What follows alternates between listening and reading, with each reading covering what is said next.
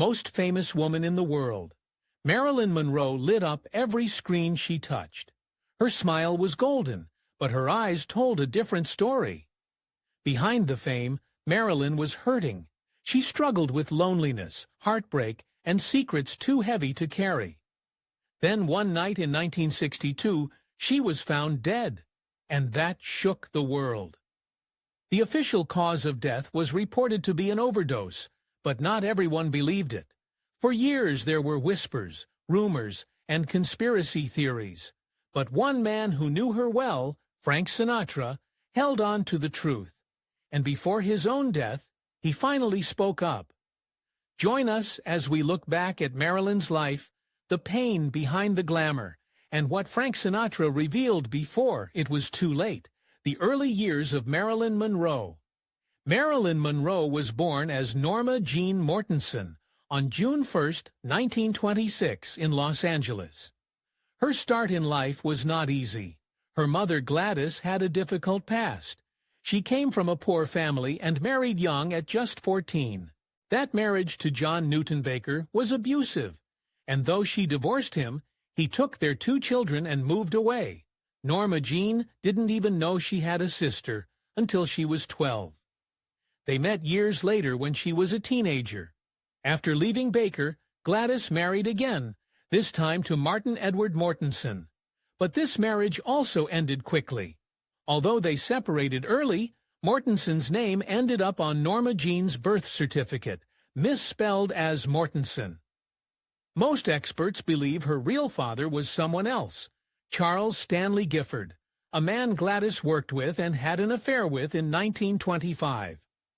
This theory was confirmed in 2022 when DNA testing linked Monroe to Gifford's family. Gladys was not ready to be a mother. She didn't have the money or the mental stability to raise a child, so she placed Norma Jean with foster parents, Albert and Ida Bullender, in Hawthorne, a quiet suburb. For a while, Monroe's early childhood there was calm and steady, but that changed when Gladys had a mental breakdown in 1934. She was diagnosed with paranoid schizophrenia and sent to a hospital. From then on, she was in and out of hospitals for the rest of her life. Norma Jean became a ward of the state, and her care was handed over to Gladys's friend, Grace Goddard, a childhood without a home.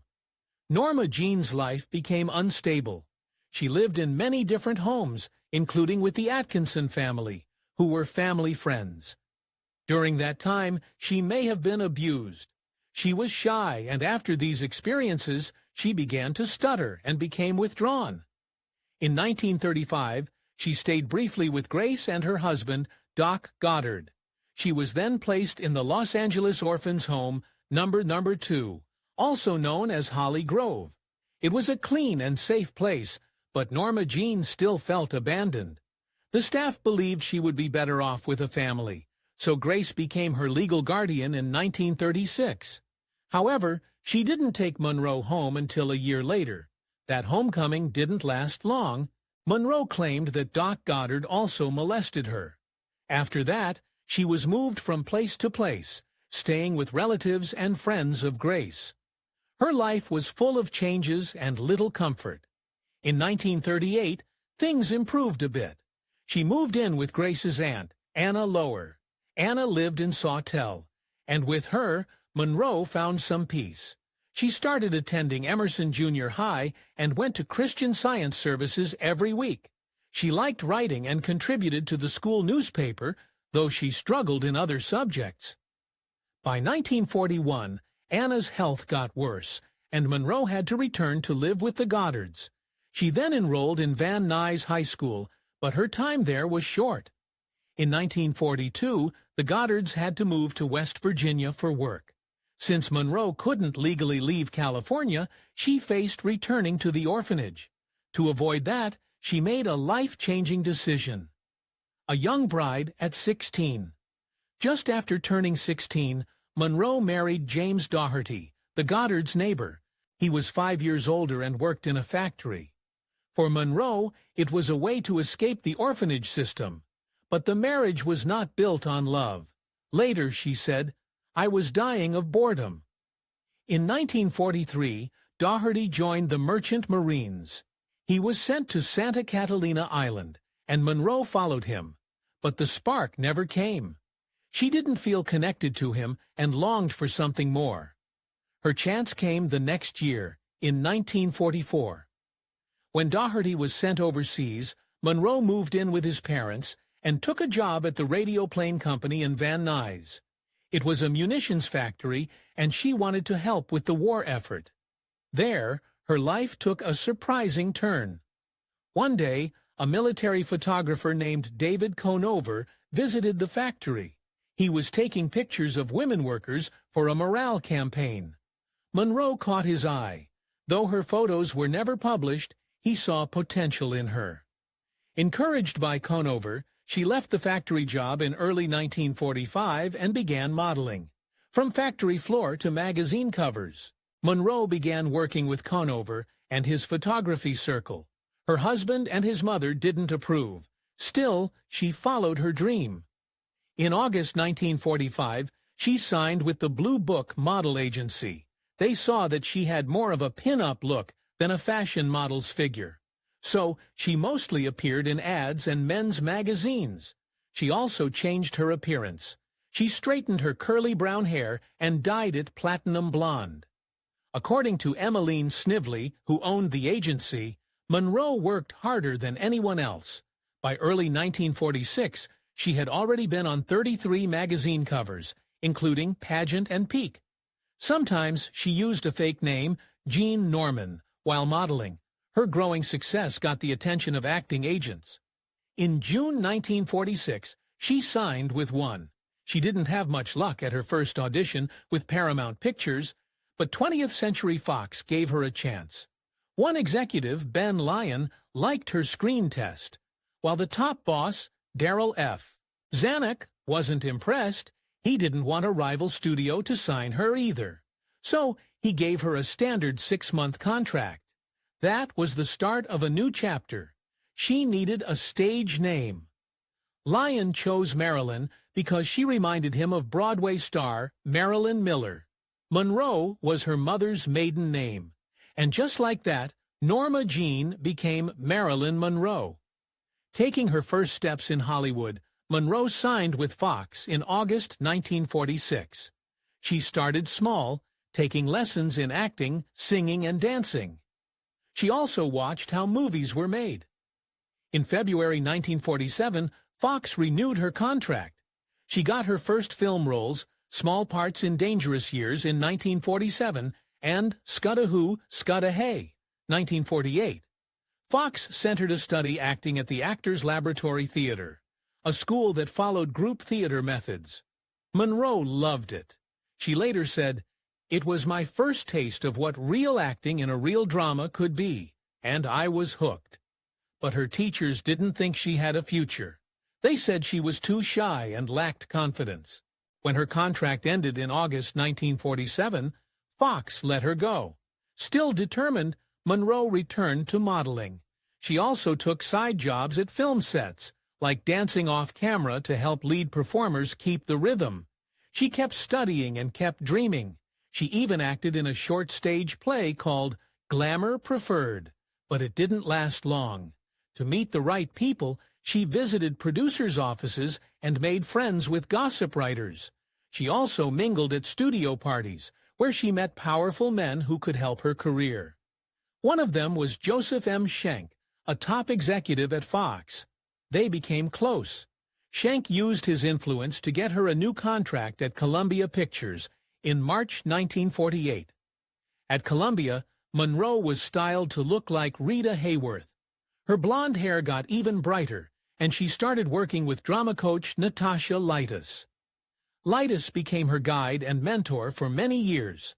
Her only movie at Columbia was Ladies of the Chorus, 1948, a low-budget musical. She played a chorus girl who falls for a rich man. It was her first lead role. Monroe also auditioned for the main role in Born Yesterday, 1950, but she didn't get it. Once again, her contract wasn't renewed. Ladies of the Chorus came out in October 1948, but it didn't do well. Still, Monroe didn't give up. She had already been through so much in life, and this was just the beginning, from modeling to movie roles. After Marilyn Monroe's contract with Columbia ended, she returned to modeling. She appeared in a PAPS beer commercial and posed nude for photographer Tom Kelly. These photos were used for calendars, and she used the name Mona Monroe for them. It wasn't her first time posing this way. She had modeled for other artists like Earl Moran and felt comfortable with her body. Soon after, she met Johnny Hyde. He was a powerful agent and vice president at the William Morris Agency. He became both her mentor and her partner. Through Hyde, Monroe got small roles in several films. 2 of these roles got noticed. She played in All About Eve, 1950, a drama that got 14 Oscar nominations. Bette Davis, the film star, later said about Monroe, "Definitely no question. I knew she was going to make it. I thought she had talent." The second film was The Asphalt Jungle, 1950, directed by John Huston. Her role was short but impressive. A magazine even called attention to her performance. It was clear Monroe was moving from being just a pretty face to a real actress. In December 1950, Johnny Hyde got her a 7-year contract with 20th Century Fox. Sadly, he died of a heart attack just days later. Monroe was heartbroken, but her career was now set in motion. The public starts to notice. In 1951, Monroe appeared in 3 Fox comedies, As Young as You Feel, Love Nest, and Let's Make It Legal. While her roles were mostly as a sexy ornament, critics began to take notice. One review in the New York Times said she was superb in As Young as You Feel. Another called her one of the brightest up-and-coming actresses. Audiences loved her. She got thousands of fan letters every week. The Army newspaper Stars and Stripes even named her Miss Cheesecake of 1951, a title given based on the opinions of soldiers during the Korean War. In early 1952, the Hollywood Foreign Press Association named her the best young box office personality. In her personal life, Monroe was also making headlines. She briefly dated director Elia Kazan and a few other famous men like Nicholas Ray, Yul Brynner, and Peter Lawford. But in early 1952, a big story broke. Monroe admitted she had posed nude for a calendar back in 1949. The studio had already known and planned a strategy. They decided it was best for her to speak openly and explain she did it because she was broke. This honesty won people over. It gave her more fame, and her film started getting more attention.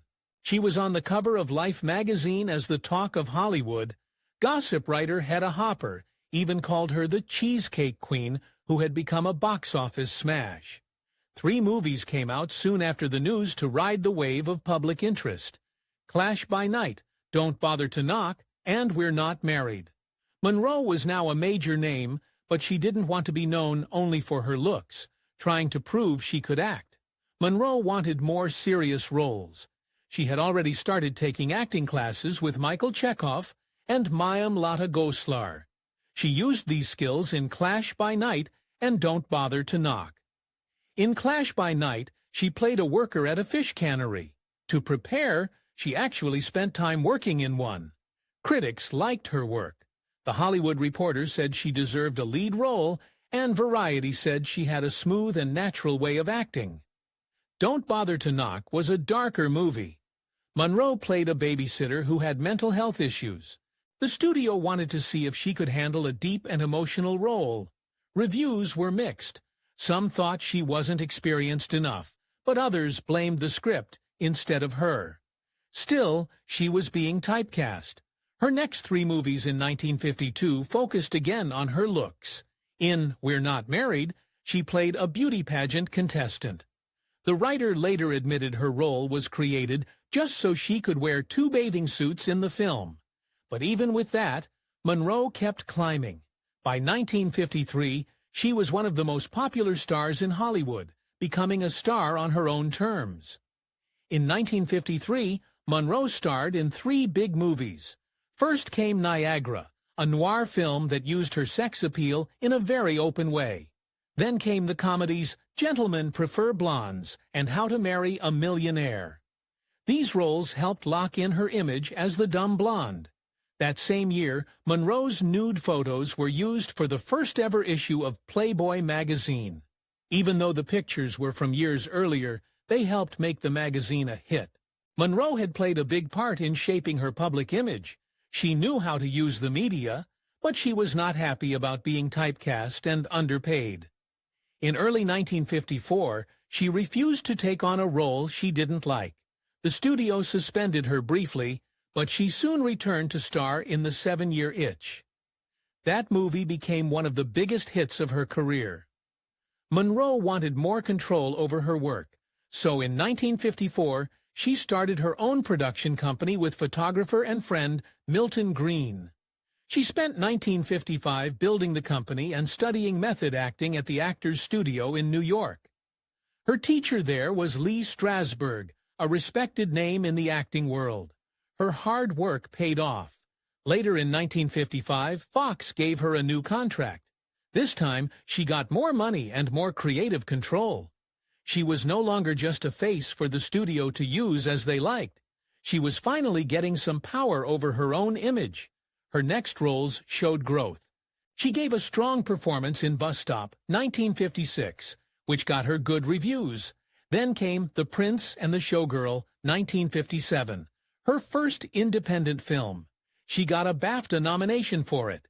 In 1959, Monroe starred in Some Like It Hot, one of her most loved films. It was both a box office hit and a favorite among critics. She won a Golden Globe for her role. Her last completed movie was The Misfits, 1961. Even though her career was flying high, her personal life was falling apart. Her final struggles and last days. By the early 1960s, Marilyn Monroe was not the same shining star she once was. Behind the glamour, she was dealing with a lot. She had become dependent on pills, amphetamines to stay awake, and barbiturates to sleep. Along with that came alcohol, anxiety, depression, and long nights without rest. Her mental health kept getting worse. She had low self-esteem and felt lonely often. All of this made working harder. She would often show up late to film sets. Sometimes she didn't come at all. Other times she forgot her lines. Many directors found her difficult to work with, and it wasn't just the movie studios watching her. Monroe also had an FBI file. Since 1956, the FBI had been keeping tabs on her because of her relationship with playwright Arthur Miller, who had been accused of having ties to communism. Her fame was starting to fade, and so were her chances in Hollywood. One big loss came when she was passed over for the lead role in Breakfast at Tiffany's. Even though author Truman Capote wanted her in the part, the studio feared she would be too hard to handle on set. They said no. She made only 2 films in the 1960s, Let's Make Love in 1960 and The Misfits in 1961. Neither of them did well at the box office. During The Misfits, things got so bad that she had to be hospitalized to detox from drugs. Around the same time, her marriage to Arthur Miller ended too. But that was just the beginning of her toughest year. Health crises and isolation. In 1961, Monroe didn't film anything. Her focus was on her health. She had surgery for endometriosis, had her gallbladder removed, and even spent time in a mental hospital for depression. At one point, she was locked in a psychiatric ward against her will. Later that year, she moved back to Los Angeles after living in New York for 6 years. She bought a Spanish-style house at 12305 Fifth Helena Drive in Brentwood. It was her first home she ever owned by herself. Early in 1962, things seemed to look up. She won a Golden Globe Award for World Film Favorite and was cast in a new film titled Something's Got to Give. It was a remake of the 1940 movie My Favorite Wife. But then things went wrong again. Just before filming began, Monroe came down with sinusitis. Her doctors advised the studio to delay the shoot, but the studio ignored the warning. Filming started anyway in April. Marilyn was too sick to work. For 6 weeks, she missed many filming days. Though doctors confirmed she was unwell, Fox claimed she was pretending. They pressured her and tried to make her look like the problem. Public attention and scandals return. On May 19, 1962, Monroe flew to New York and appeared at a birthday event for President John F. Kennedy. Wearing a tight, sparkling dress, she famously sang, "Happy Birthday, Mr. President." The moment became iconic, but it also fueled rumors. People began speculating that she had an affair with the president. Even government agents started paying closer attention. After the event, she returned to Los Angeles and went back to filming. On June 1st, her 36th birthday, she celebrated on the movie set. But soon after, she missed work again. Fox had enough. On June 7th, they fired her. They also sued her for $750,000 for breaking her contract. They replaced her with actress Lee Remick, but her co-star Dean Martin refused to act with anyone but Monroe. Fox then sued him too. Eventually, the whole project was shut down. Fox didn't keep quiet. They publicly blamed Monroe. They said she was hooked on drugs, unprofessional, and even mentally disturbed. Marilyn didn't take this lying down. She spoke to Life, Vogue, and Cosmopolitan to defend herself. In one article, Time magazine even noted, in seeking help, she may have done more than the psychiatrist to win popular acceptance of a more modern view of mental illness and treatment for it. By the end of July, Monroe had managed to renegotiate her contract with Fox. Filming on Something's Got to Give was scheduled to resume in September. She also had other plans like starring in What a Way to Go and playing Jean Harlow in a new biopic, but time was not on her side. The last 24 hours, August 4th, 1962, started like any other day. Marilyn spent it at home in Brentwood. That morning, she met with photographer Lawrence Schiller. They discussed the idea of using her nude photos for Playboy. She received a massage, chatted with friends on the phone, and signed for some deliveries. Her housekeeper Eunice Murray and her publicist Patricia Newcomb were also present. According to Newcomb, they had a small argument because Marilyn had slept poorly the night before. At 4:30 p.m., her psychiatrist Ralph Greenson arrived for a therapy session. He asked Newcomb to leave and later told Murray to stay overnight with Monroe. Around 7 p.m., Monroe got a call from Joe DiMaggio Jr. They were still close. He had just broken up with his girlfriend, someone Marilyn disliked. They spoke casually, and he said she seemed fine. A little later, she called Greenson to share the news. At around 8 p.m., she went to her bedroom. Soon after, she got another call from Peter Logard, the actor and brother-in-law of President Kennedy. He wanted her to come to a party, but Monroe didn't sound okay. She slurred her words and told him, "Say goodbye to Pat. Say goodbye to the president and say goodbye to yourself because you're a nice guy." Then she hung up. Logard tried calling again but couldn't reach her. He called his agent, who called Monroe's lawyer, who then called the house. But the housekeeper said everything was fine. At around 3:30 a.m. on Sunday, August 5th, Murray woke up. Something fell off. Light was coming from under Monroe's door, but she didn't answer. The door was locked. Murray called Dr. Greenson. Following his advice, she looked through the window and saw Marilyn lying face down on her bed, covered by a sheet with a phone in her hand. Greenson arrived, broke a window, and found her lifeless.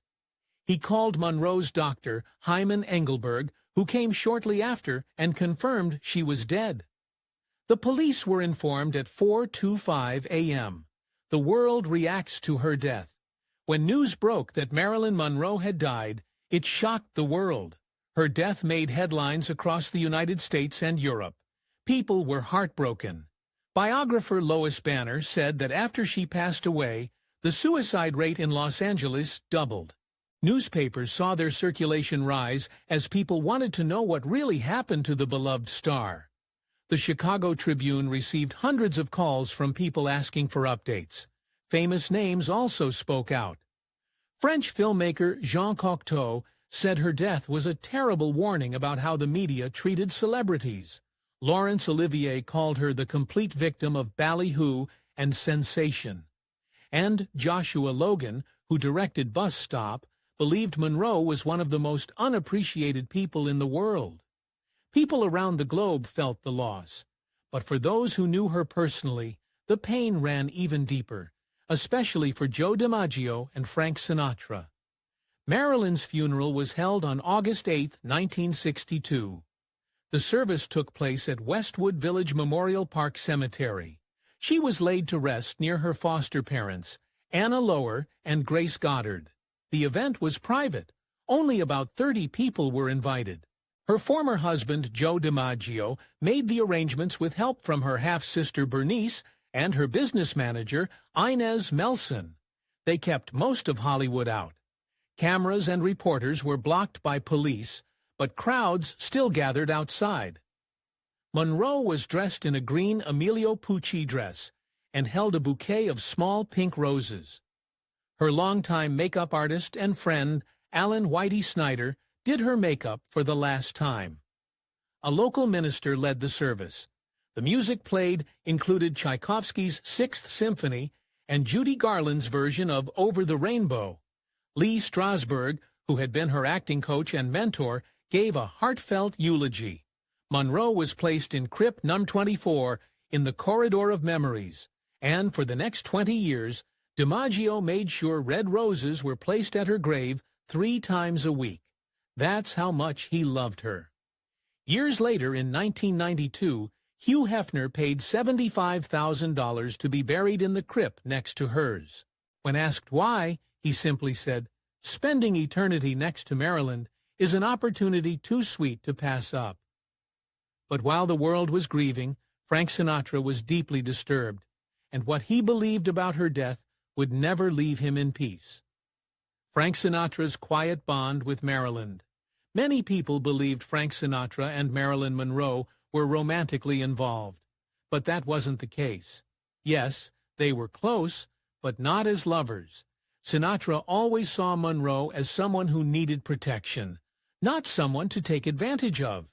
He admired her, he found her beautiful, but he also saw how broken she was inside. That's why he never pursued a relationship. They met through work and had mutual friends. Over time, they built trust.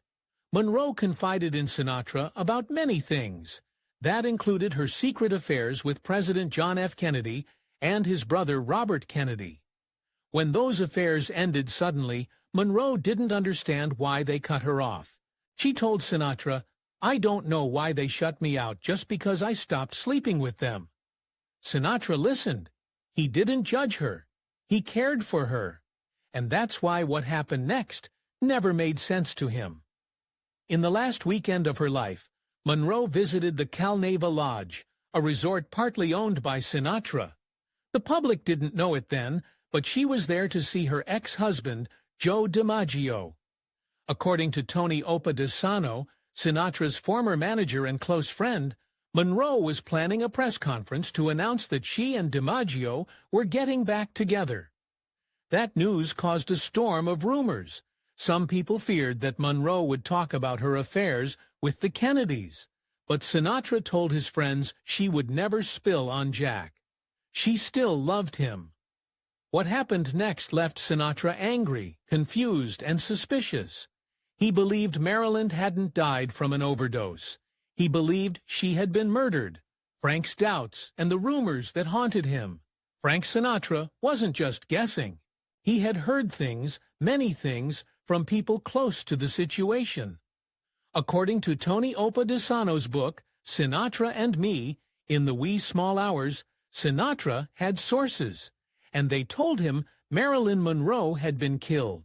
Opadesano wrote, "Frank believed she was murdered, and he never got over it." Sinatra's own lawyer, Mickey Rudin, who also worked with Monroe, said the same thing. Mob boss Sam Giancana's men were also saying it. Some even claimed they were involved.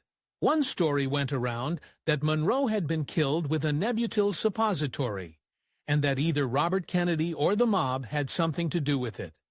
The reason? That planned press conference. Some believed the idea of her speaking out made her a risk, too big to ignore. Even though these claims were never proven, they haunted Sinatra for the rest of his life. He never stopped believing that his friend didn't die by accident. He felt she had been used, discarded, and finally silenced. Sinatra spent his later years talking about Monroe, along with other friends he had lost. He often sat with Tony Opadesano, remembering the good times and the people who meant something to him. Monroe's name always came up. Opadesano said, "I tried to paint the portrait of a man very few people got to know as well as I did. I think he knew someday I'd share the stories he wanted the world to know." Even after decades, the questions about Monroe's death haven't gone away.